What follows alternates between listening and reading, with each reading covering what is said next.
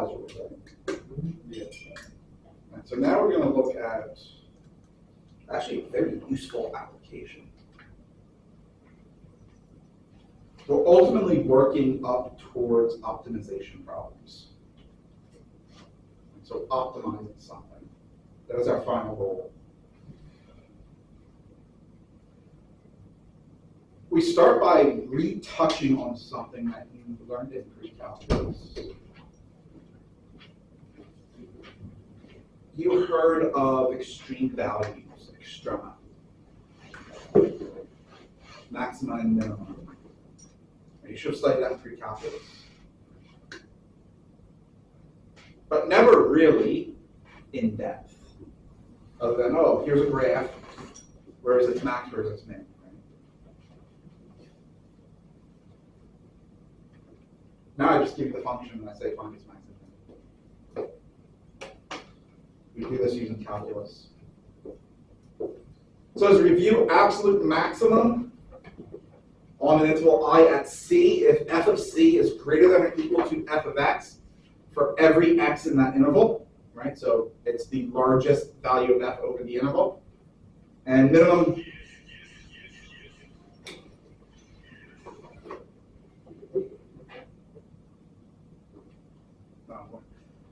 minimum is, it's the smallest value of that interval, right? So f of c is less than or equal to f of x.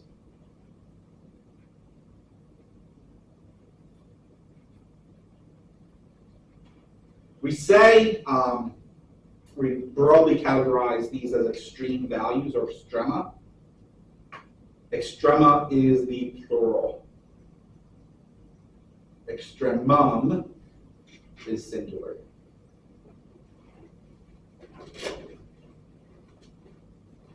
And so same idea. Maximum is singular, maxima is plural.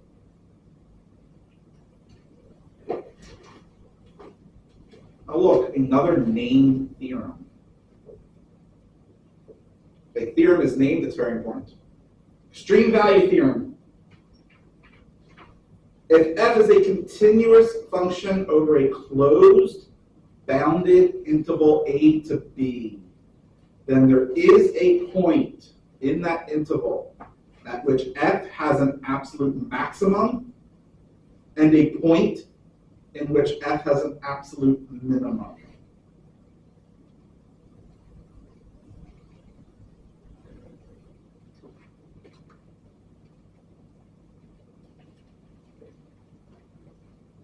Right. Continuous functions over closed intervals have both a max and a min.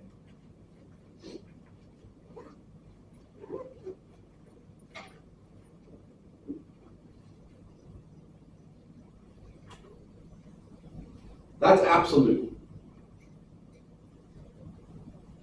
Or global, right? Use both those terms. Absolute or global.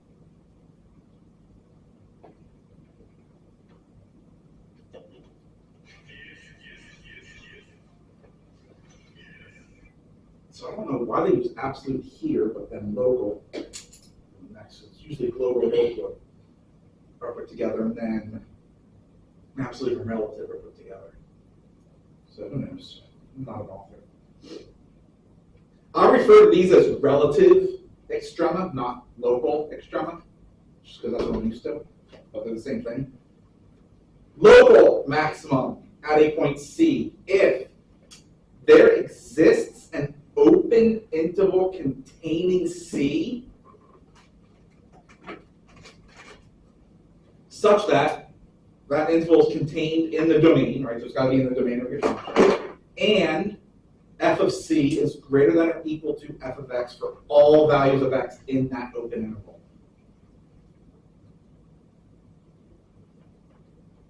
Same idea for a relative minimum. So you can find an open interval containing c and contained entirely in the domain where f of c is less than or equal to f of x for all x in that interval. And we'll call these relative extrema.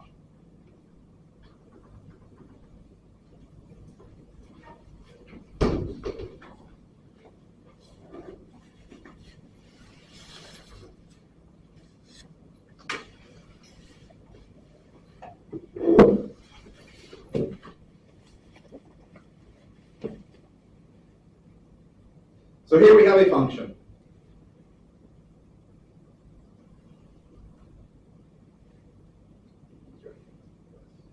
Right?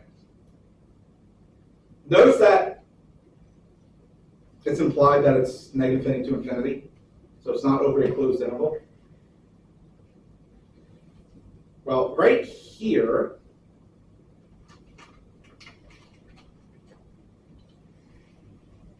is a local maximum, right? This would also be a local max. So that's what local max means, right? We can find an interval where it is the largest value, no matter how small or how large that interval is.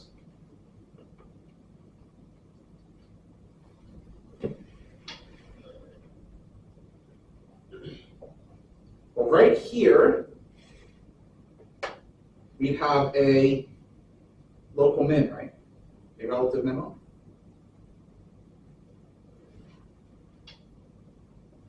So again, you can find an interval around that point where it's the smallest value. This function also has an absolute maximum. Right there. Notice it is the largest value over the entire domain. So that's an absolute maximum. But it has no absolute minimum. Right? No matter what value you give me, I can find a value smaller than it.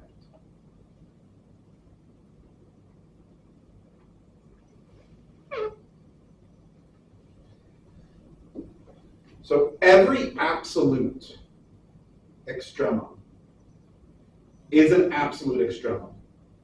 I'm sorry, every absolute extremum is a relative extremum. But not every relative is an absolute.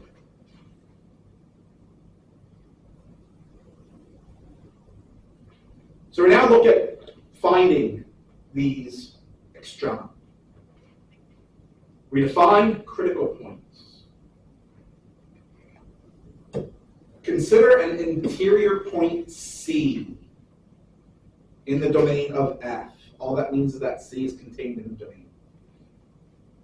We say that C is a critical point of F, or a critical value of F, if f prime of C is 0, or f prime of C does not exist.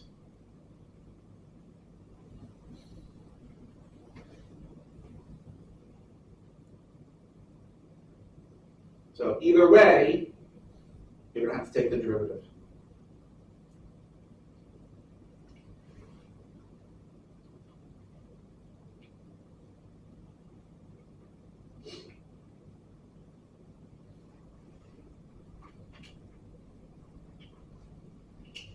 Let's see who's rel first. I have a feeling you would know this, so you're excluded. How do you pronounce that?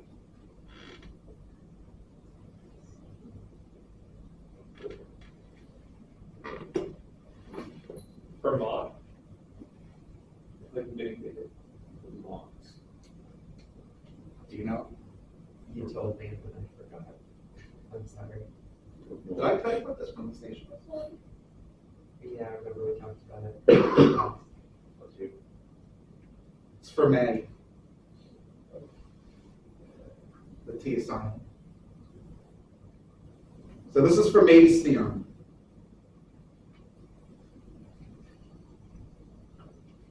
If F has a local extremum at C, and F is differentiable at C, then F prime of C is 0. In other words, extreme values occur at critical points.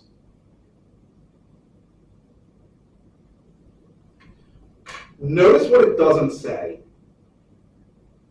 It doesn't say every critical point is an extreme value.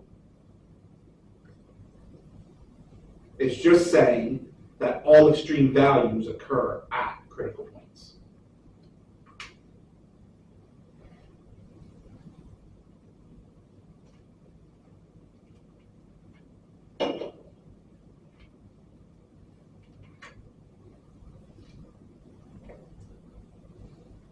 So that kind of gives us an idea of how to find Extrema. We have to start by finding our critical points.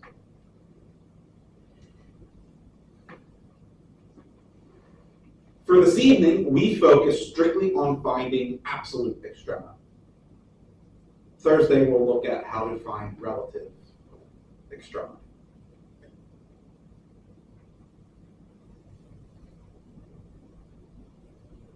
Should actually, I think.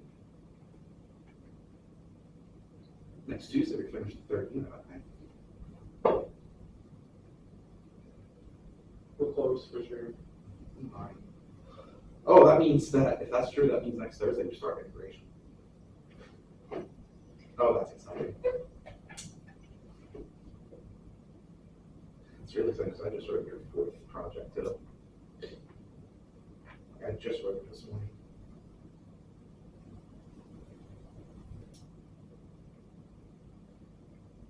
So this is a visual of Fermat's theorem.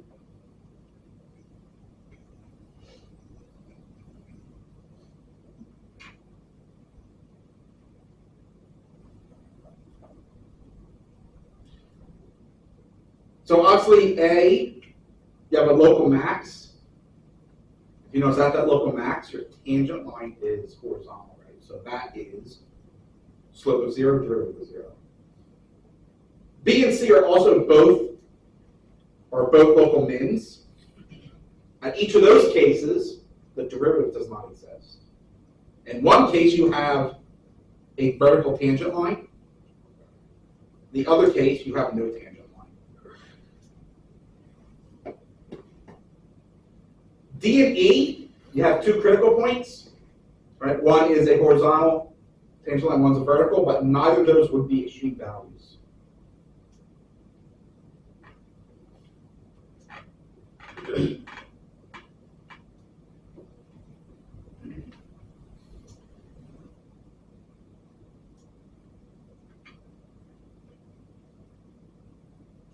F is a continuous function over a closed bounded interval I.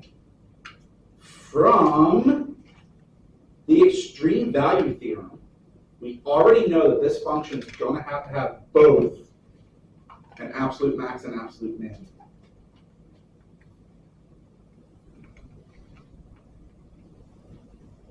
The absolute maximum of f and the absolute minimum of f over I occur at either the endpoints or critical points. This is our method for finding absolute extrema. You have to first find your critical points, then test the endpoints and the critical points.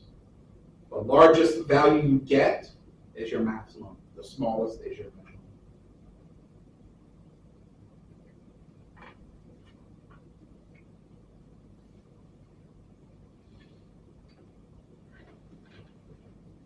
Apparently they're doing kind of animations on this one.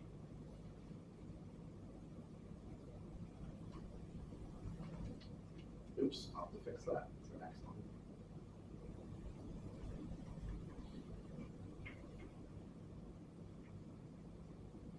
What I'm going to do next is introduce the mean value theorem, which is extremely important. It is an extremely important theorem. It is used for the next section, but we will not be actually directly using it in class. So I think this is section 4.4 of the textbook. Read through it, but understand that you're not going to be directly tested on. But that material is used in the proofs of section 4.5. Rolle's theorem is used to prove mean value theorem. So that's why I introduce it. It says f is a continuous function over a closed interval and is differentiable over the open interval such that f of a and f of b are the same. So it starts and ends at the same value. then there has to be at least one value of c in that interval where f prime of c is 0.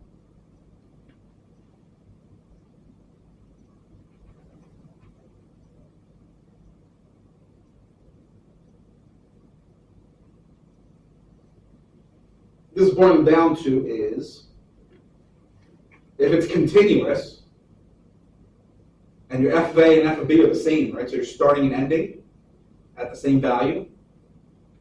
That means at some point it's going to have to turn around, right? Well, when it turns around, you have a horizontal tangent line, your derivative is 0.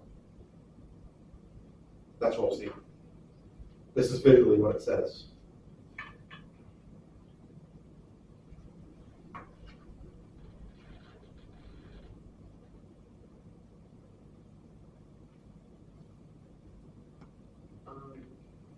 I'm wondering, for functions where its derivative is like always 0, which is just horizontal. Constant functions. Constant functions, yeah. Is it that there's no critical points, or every single point on it is a critical point? Every single point will be a critical point. Okay.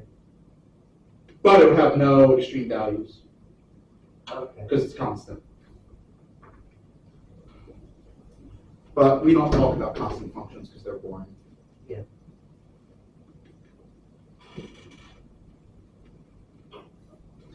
Now again, notice what Rolle's theorem isn't telling you. It doesn't tell you how many critical points you have. And doesn't tell you where they are. It just guarantees the existence of at least one.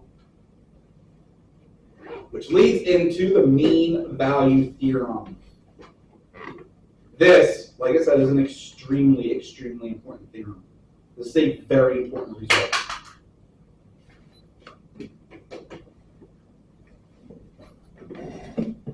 Let f be continuous over the closed interval a to b and differentiable over the open interval a to b.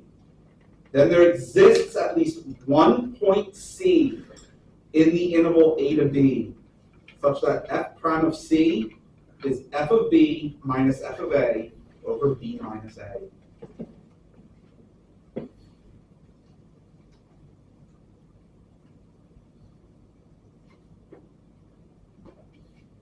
So let's examine this in two different interpretations. First, let's look at the geometric interpretation. What is f prime of c geometrically?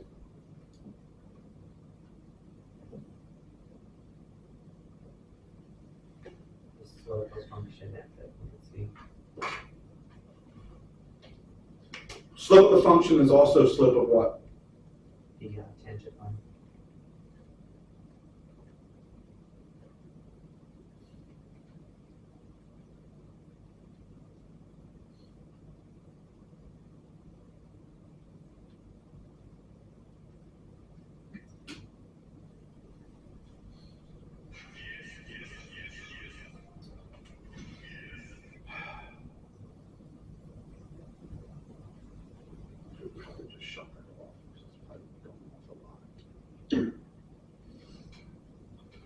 What is f of b minus f of a over b minus a?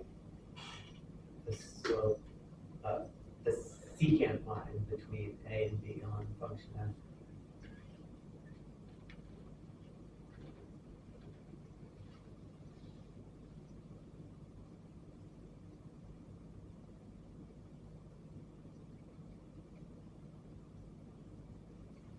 It's called that. Just say that. What I might do is just move that text down. So geometrically, what the mean value theorem is saying is that there is a point where the tangent line at that point has the same slope as the secant line over the entire interval. Doesn't mean your lines are the same, right? But what kind of lines have the same slope? Parallel lines. That means there's at least one point where the tangent line is parallel to the secant. Let's look at the physical interpretation. What's f prime of c?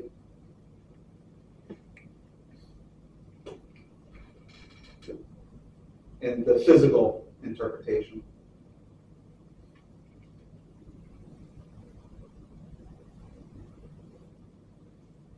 Instantaneous rate of change. Which we typically would just call rate of change. Okay. We shorthand as rate of change instead of instantaneous.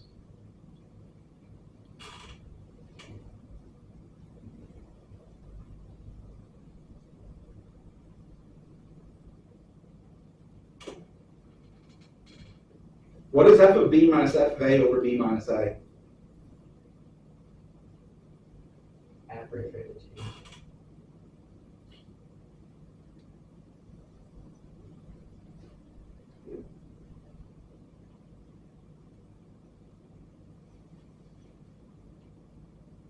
I think that's probably should just be closed at this.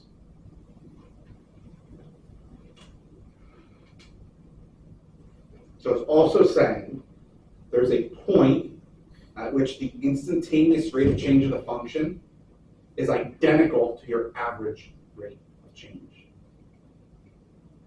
So think about it. When I first introduced derivatives, I used the example of a road trip, right? Forget the exact numbers I used, but let's just say you take a 100-mile road trip. It's 120-mile road trip in 2 hours. Your average speed is what? 60 miles per hour. This is saying that there has to be some point in your trip where you were going exactly 60 miles per hour. Otherwise, how could it be an average? How could 60 be an average if you never did 60? Because it could be going 70 or 80 miles an hour. But how do you get to 70? You have to go past 60 at some point, right? So that specific instant, oh cool, that was fast time. I just saw the alert. So that again proves at some point you had to do 60, right? If you never hit 60, there's no way 60 can be your average. Instant accelerator pedal. 0 to 60 instantly. I don't think that's physically possible. Yeah. If it was, 1.8 seconds? so if that was physically possible, you'd be dead. Oh yeah, infinite G. Because you have infinite g-force. Which brings up a really interesting point, which I guess is not really useful, but you know, it's not the fall that kills you. It's the instantaneous stop at the end. It's the g-forces that kill you. So falling is good, and it's bad when you Yeah. stop falling. The falling never kills you. It's the sudden g-force you get at the splat at the end that kills you. I mean, you So don't. you're alive the entire time until the instant you hit. Oh, so that's why when That's what kills you. so the firefighters are flying and they hit by missile and that's what kills them instead of Well, that might be, G's. Or when they go up to down for 5 G. it's the g-force that'll kill you, yes. That's why astronauts need to go through that training. Because there is a point, a certain amount of g's where you lose consciousness. Yeah. Well, It's over 5 rocket acceleration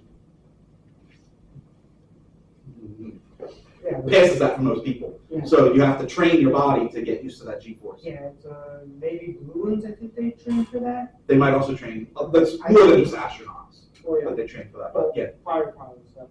I think certain, I am. but yeah, g-force is very dangerous. Very, very dangerous. You don't get dizzy from spinning. You get dizzy when you stop spinning. Once the fluid in yours gets too thin. Well, that's not so much the g-force as much as it is your balance. Your internal balance gets thrown off. That I'm very familiar with because I have vertigo. Wait, what'd you say? Vertigo. I have vertigo. Oh, Which at any instant my internal balance just gets thrown off and I get extremely dizzy and nauseous. oh. Combine that with I get extreme dehydration. And that means summer sucks. Summer will kill me. I have passed out because of it before.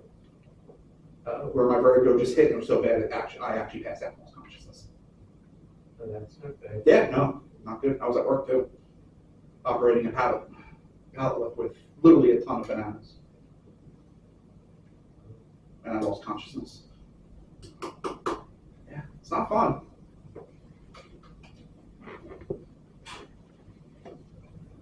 Dang. So this is the mean value theorem, pictorially.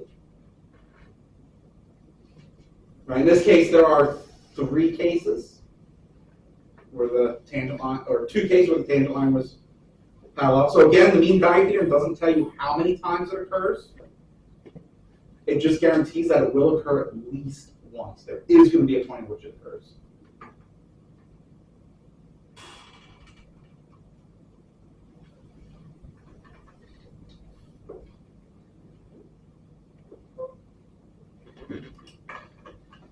There's going to be, get exact numbers, there's going to be a few corollaries to the mean value theorem.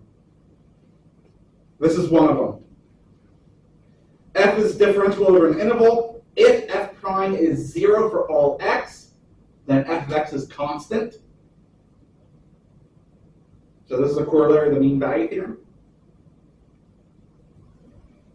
You mentioned this, so either you can see into the future, or it's an ask and you shall receive moment.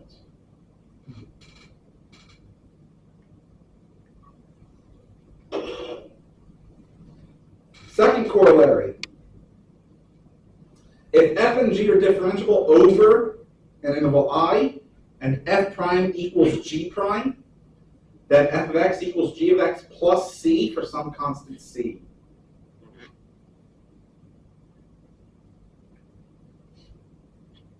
Oh, actually, that's going to be used again when we study integration. Oh, so you see how important mean value theorem is? Let's see. Sorry, that's bad.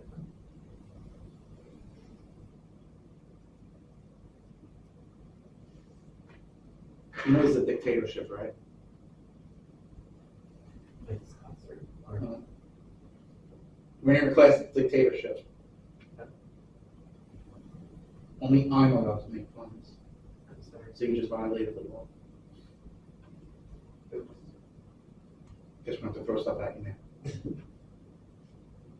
now. Third corollary.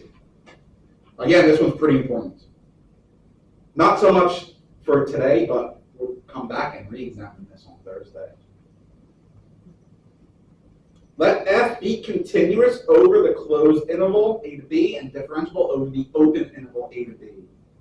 If f prime of x is greater than 0 for all x in the open interval, then f is increasing over that interval.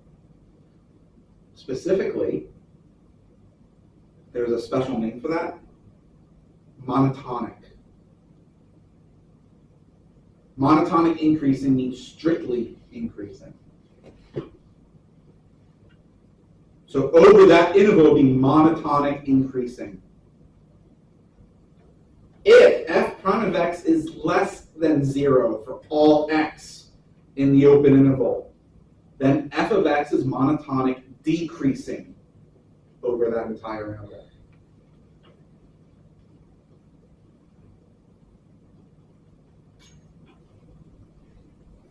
But again, if you think about that, that's pretty obvious, right? Because a derivative is what? Rate of change. So it's a positive rate of change, that means you're doing what? You're increasing, right? It's a negative rate of change, that means you're doing what? You're decreasing. How is that mathematically proven? Mean value theorem. That's a very, very important.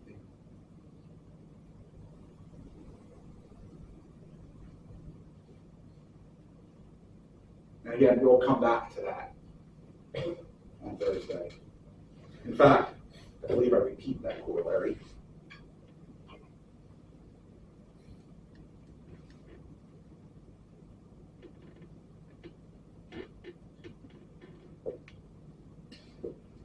Well, before we start finding extreme values, let's practice finding critical points.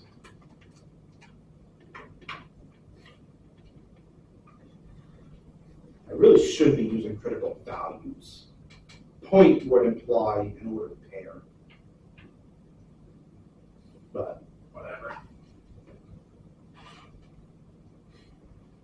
Critical values. What are they? Not finding them. What's the definition? How do you find them? Where the derivative is 0 or undefined. Which means we have to do what first? Differentiate.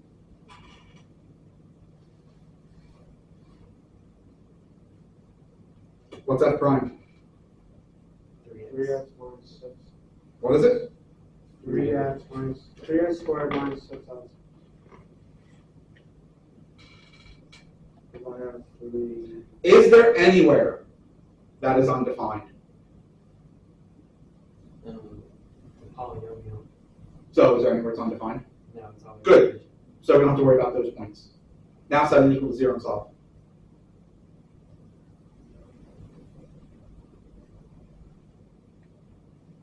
Factor out a 3x first. Oh, I guess this is why they focus so much on finding roots in precalculus. It's almost as if precalculus has a whole point to it.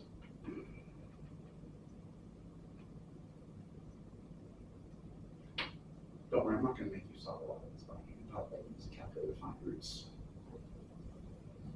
There will be certain ones where I'm just not going to set it equal to 0 and solve by hand because it takes too long. But this one is simple.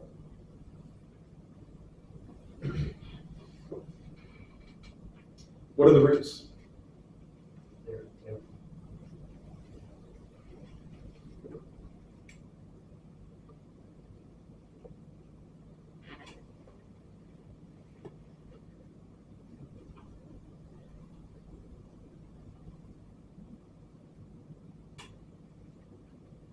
So those would be the two critical ones. X equals 0 and x equals 2. Oh, good, that's all we have to do with that problem.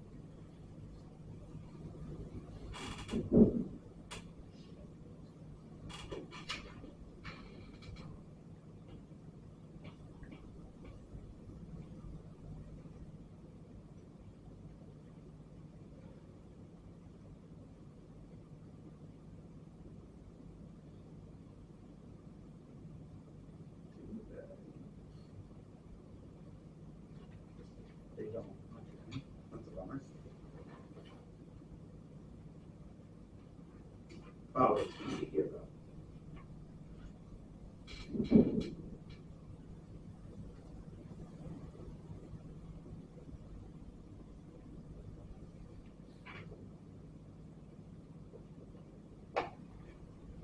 How would you find G prime here?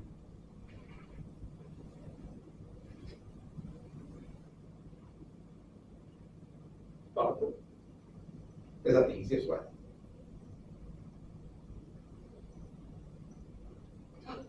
We'll distribute. Yeah, that's not the easiest way.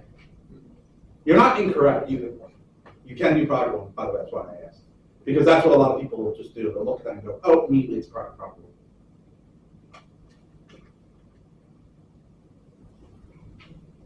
Distribute that x to the 2/3 through, what are you left with? It's x to the 2/3 times x. Actually, 5 thirds. Oh, this one's hard. X to the 2/3 times 1. Actually, 2/3. That's an easier derivative to take. What's that derivative? Upstairs.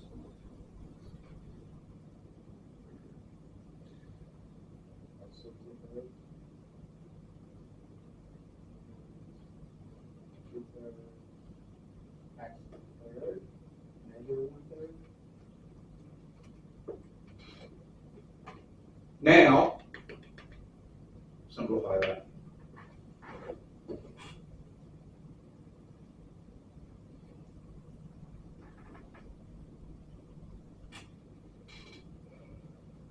Factor out an x to the 1/3, right? And they have the same denominator, so that's nice. What are you going to be left with if you factor out an x to the minus 1/3? 5x minus 2. There's your derivative. Look at that derivative. Where is it undefined? X is 0. Now what you have to do is 0 an interior point is in the domain. Yeah. What's the domain?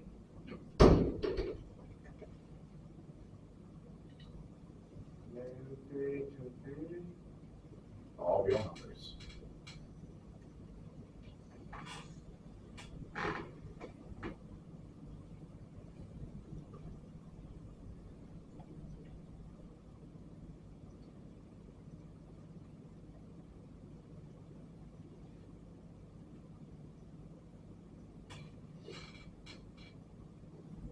That means that 0 is a critical point. If 0 is not in the domain, it's not an interior point, so it's not a critical point.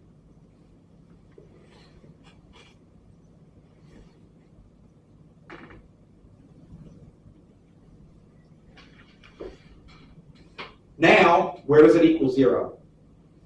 When does a fraction equal 0? When the numerator is 0. And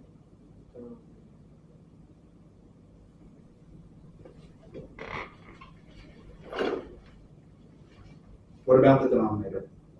Oh, it's non-zero. And the denominator is non-zero. Yeah.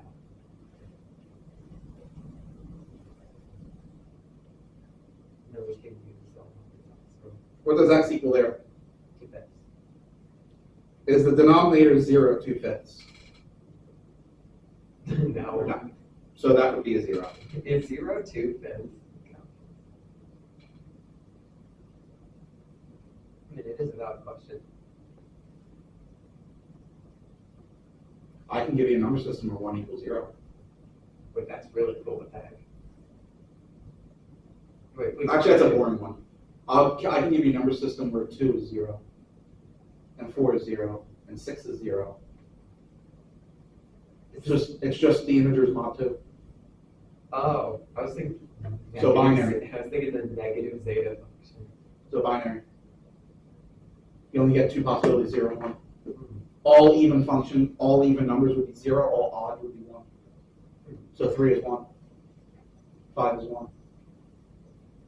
So you actually can make 2/5 equal to 0 What is in a number system. What is I mod 2? You can't do it. Mod only works with integers. Let's change that. You can't. Mod is, the definition of mod is the remainder when you divide. So mod 2 is the remainder when you divide the number by 2. That's why even is 0 and odd is 1. Right, 3 over 2, 1 with the remainder of 1. So 3 is 1 mod 2. So it only works on integers.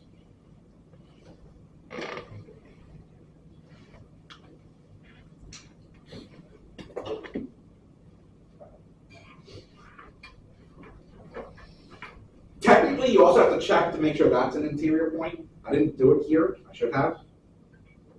Is 2/5 an interior point? Yes. Yeah, because the domain was all real numbers.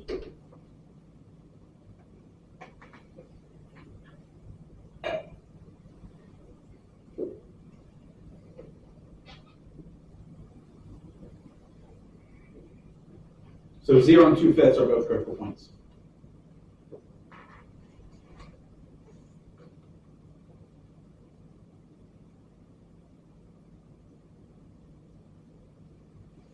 Okay, good. Now find absolute extrema.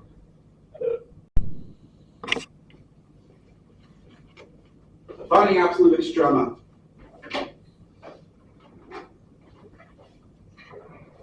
Remember, for May's theorem,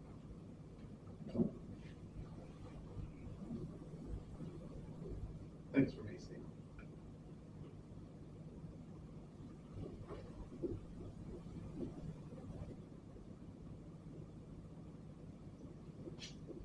Yes.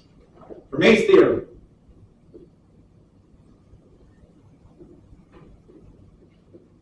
Says that extrema occur at critical points. A corollary of that is, what is the theorem after that?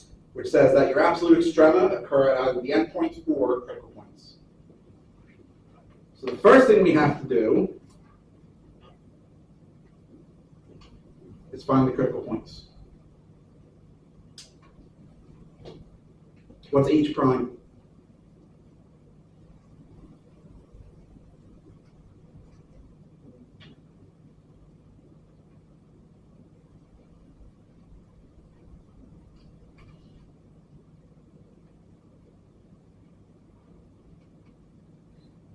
So 1 plus 1 over 2x. Well, 2x. Oh, sorry. 1 plus 1 over x squared. There we go. Okay.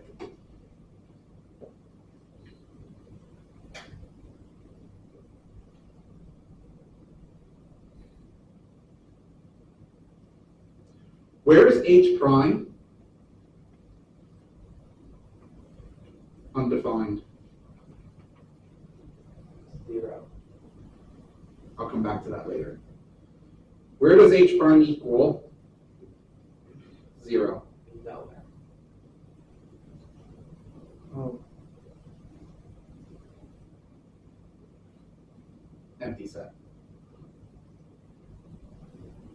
Technically, actually, the answer is not nowhere. Okay, plus or minus I. Plus minus I, but we're only doing with real, so nowhere. Okay, well, so we get no critical point from where it equals 0. X equals 0 is a critical point. Is it interior? no. No.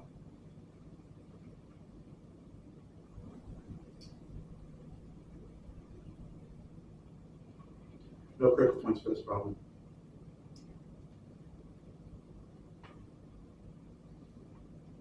That means the extrema are the 2 endpoints. Question is, which one's the max, which one's the min? So set up a table to test your points.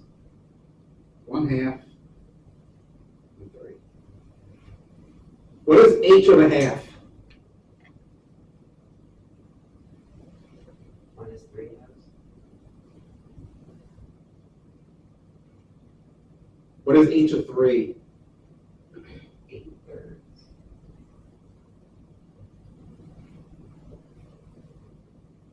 Cool.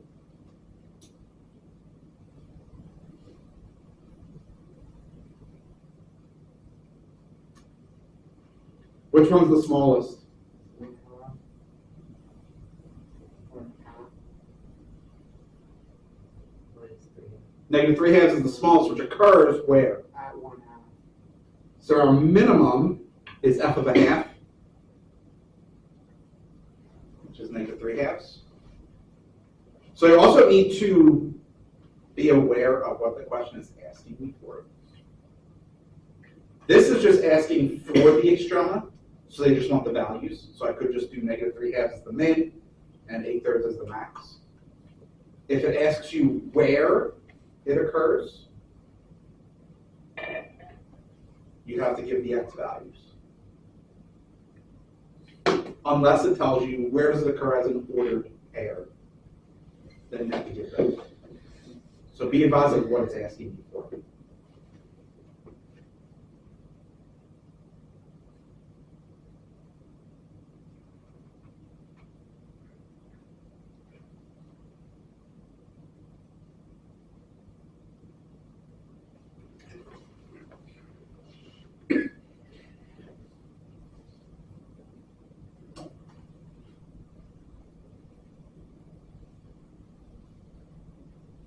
Find absolute extrema on negative 3 to 3.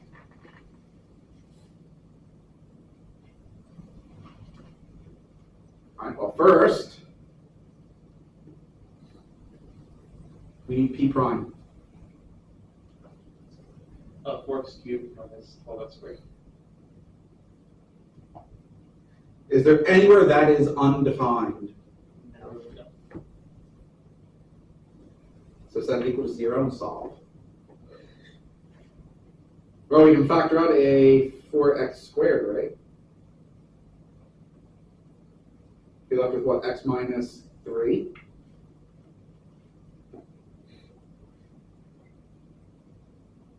What's that solution? X equals 3 and X equals 0.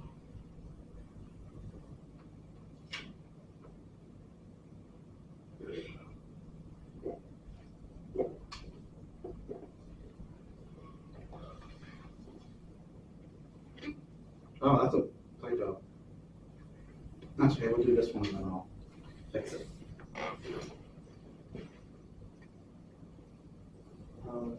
Of those two, which, if any, are interior? The zero is interior.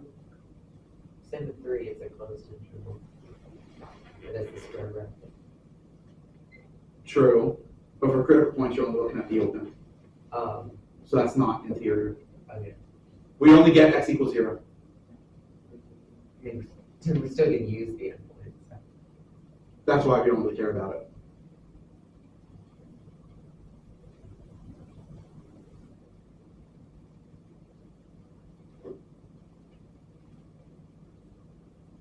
So 0 is our only critical point for this problem.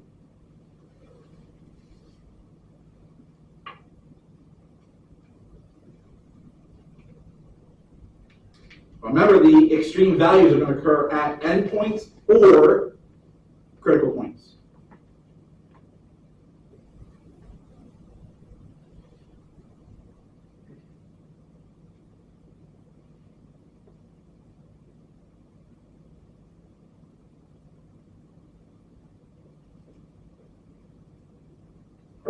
I'll get you started.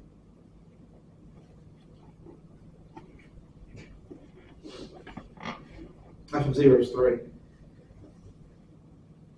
What is f of negative 3? 192.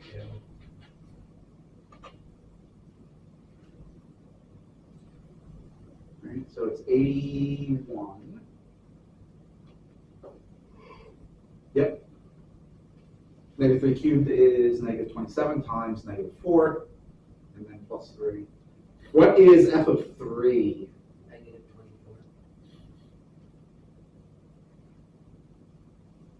What is the absolute minimum? Negative 3. What is the absolute maximum?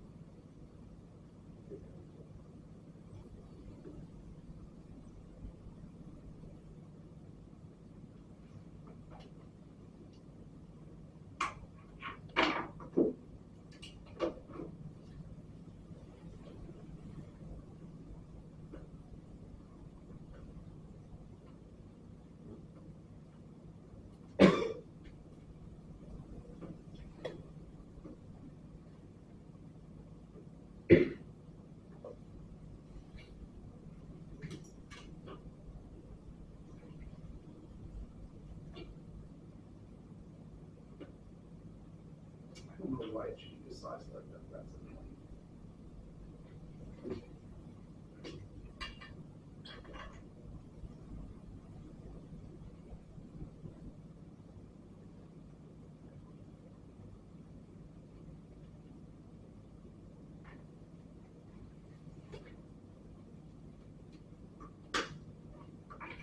That's what it's supposed to be.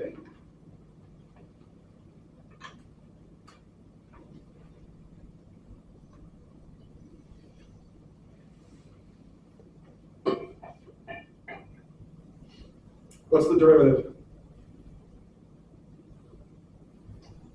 4q minus 8x. Is there anywhere that's undefined? No, right?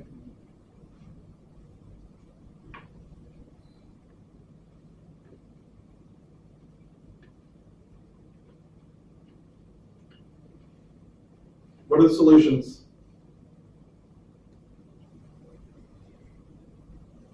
0 and plus or minus root 2. How about 5 points to test this time? Which one, if any, are interior? Oh, 3. All three of them are interior points.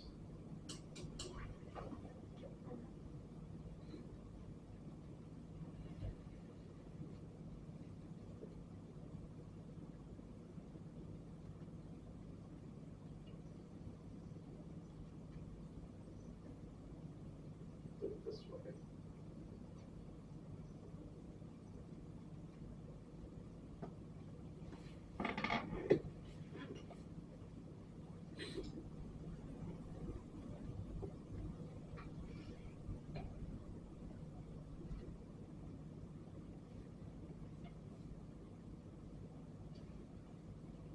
X and PFX, this makes me think of a probability distribution.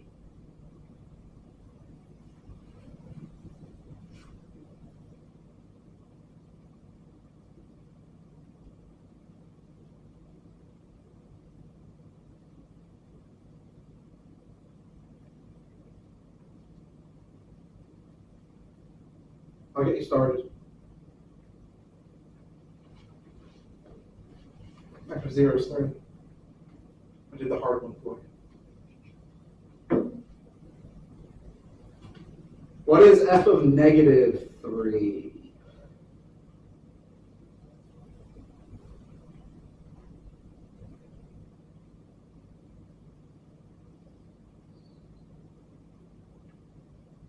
The negative 1. So 81 minus 36. Oh, I was What, thinking 45? Yeah, sounds right. That was 45 plus 3. 48. Is negative root 2 negative 1? For negative root 2, what is root 2 to the 4th power? 4. So that's 4 minus 8 is negative 4, plus 3 is negative 1. Square root of 2. Same thing, I think. And positive 3. Also 48. That's an even function, so that made that really easy. So are there 2 absolute maxima? I'm so glad you asked. No. Oh, yeah, it's the same value, but I mean, It occurs twice, yes. oh, okay. But the maximum itself is only one of them. Because the maximum is the value, not where it occurs. Does that mean that a sine function has one absolute maximum that occurs infinite Yep. times? It also has one minimum that occurs infinite times.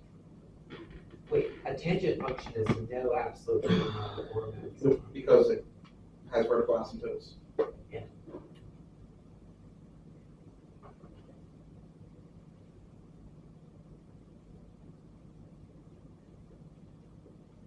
What is the minimum?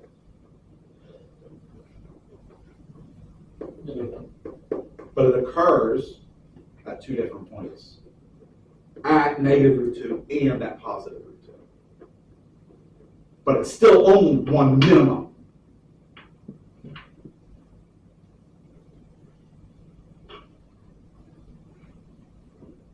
Right, what's the maximum value?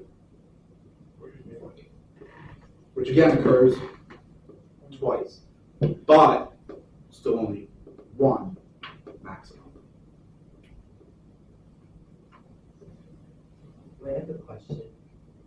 If there's a function that as it goes to infinity, it approaches the value, like would that value that it's approaching be an absolute maximum? No. Because the function never takes on that value. Okay. It approaches it, right? But it never actually hits the value. Okay. That does have a specific meaning, though. So that would be a... Were you saying minimum or maximum? I was saying maximum. Like It would be a supremum. You study that in Calc 2. Actually, you don't really study it until real analysis. That sounds cool, what the heck? What's a minimum that's being approached called? In FEMA. Infima? Oh, wow. Math loader. So it deals with bounds of sequences. So supremum is the smallest upper bound for a sequence, and infimum is the largest lower bound. You'll study, again, you won't actually study supremum and infimums in Calc 2, but you do study upper and lower bounds of sequences in Calc 2. You delve more into that kind of stuff if you take real analysis, which you don't have to unless you're a math major.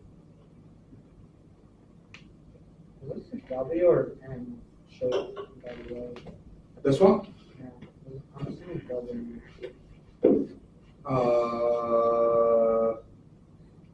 Because It would be W. That's the fourth, the coefficient's positive, so it's going to infinity on both ends. Yeah. Right, however, we're at -3 and +3. So the 48 would be your 2 endpoints of the W shape.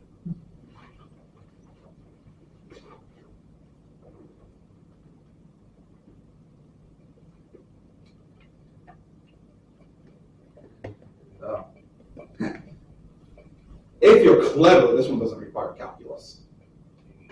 -3, 0. Wait, the 0, 3. Yeah, that's it. Minimum of 0. How many times does the minimum occur? Twice. And the maximum occurs? Once. That's a semicircle with radius 3. Specifically, the upper semicircle with radius 3. Centered at 0, 0. Right. Right, so this doesn't require calculus, but let's verify that the geometry is correct. Right, because we don't trust geometry.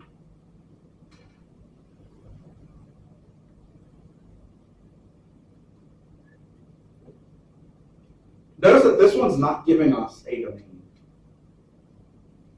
because the implied domain is the domain is a closed interval, right? What's the domain?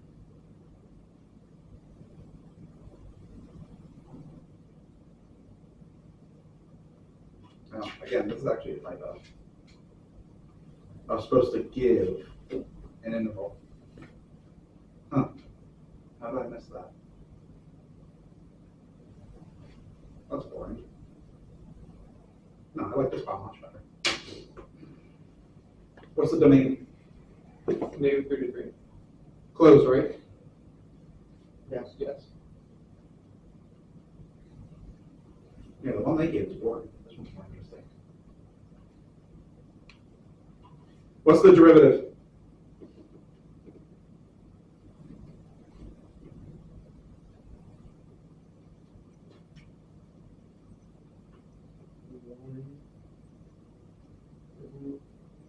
One half.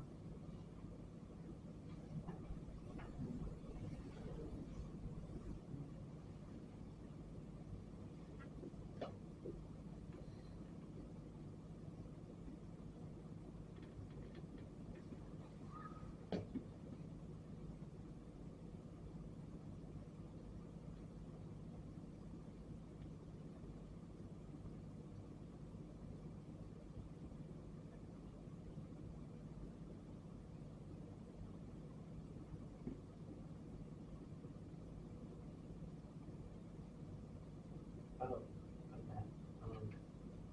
-2x over 2 times the. Oh yeah, you can factor out -x over that, the original expression, Which is what? root 9 minus x squared. There's your derivative. So I guess some derivative just like have the original function inside of it. Well, yeah, the best example of that is the exponential function. Oh yeah. Where is that undefined?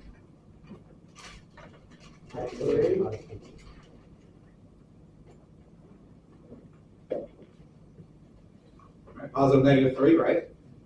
Now where does it equal 0? 0.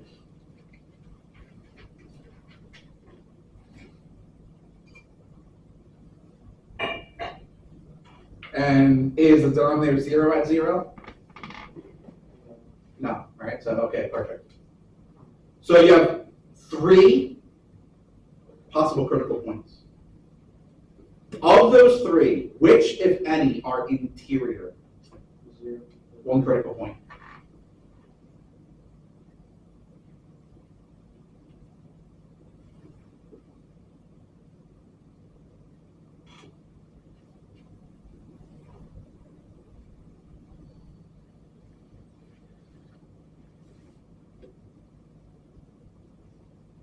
Test negative 3, 0, and positive 3. At negative 3, what is G? Here. At 0, what is G? 3. At 3, what is G? 0. What is the minimum? Here. What is the maximum? Here. 3. Geometry is correct.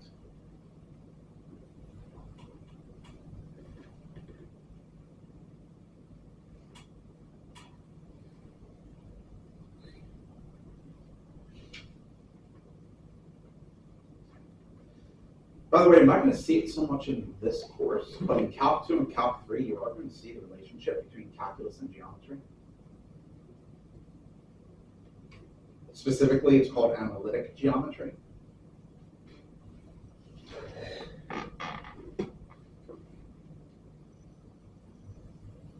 And then there's differential geometry as well, which is just awful.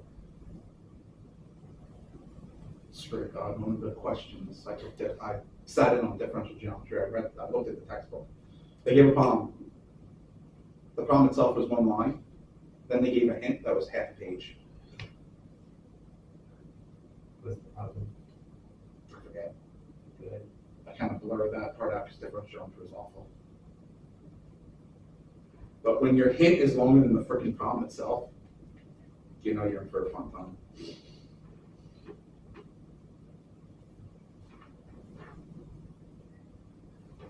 Questions on absolute extrema?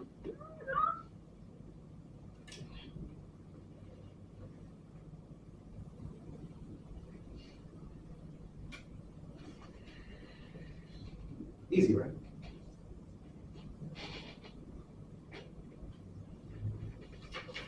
Of course, I'm going to bring up a painful topic. Said that about the first half material too, right? And then what happened on the midterm? That like didn't go so well, right? So it's always easy until you actually have to do it on a test. That sucks. Mm-hmm. Did I change the weighting already? I think I did. What did you? What did you check?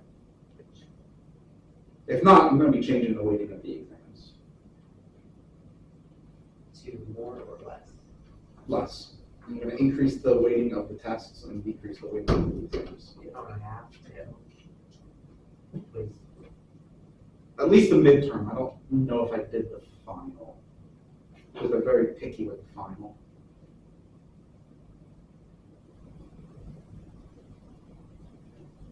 When you change it, will that show up in like the syllabus?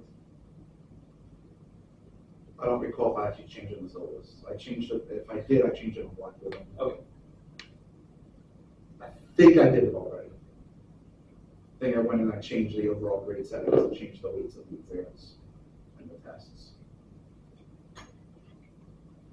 Because I hate exams. I don't know why people think exams are a good measure of how much you learned. It's not, but that's just me. Just like you take the SAT. What does your SAT score represent? You want to remember? Knowledge of the SAT. Yeah, how well you do on the SAT. That's all. That's all it measures. Is how well you do on the SAT. That's true of all standardized tests. All it measures is how well you do on that standardized test. It doesn't measure any kind of knowledge whatsoever. You get a 0 on the exam. Does that mean 0 knowledge? Lots of other factors go into it, so. Not a huge fan of exams counting heavily, but. I don't know how to say it. It shouldn't matter.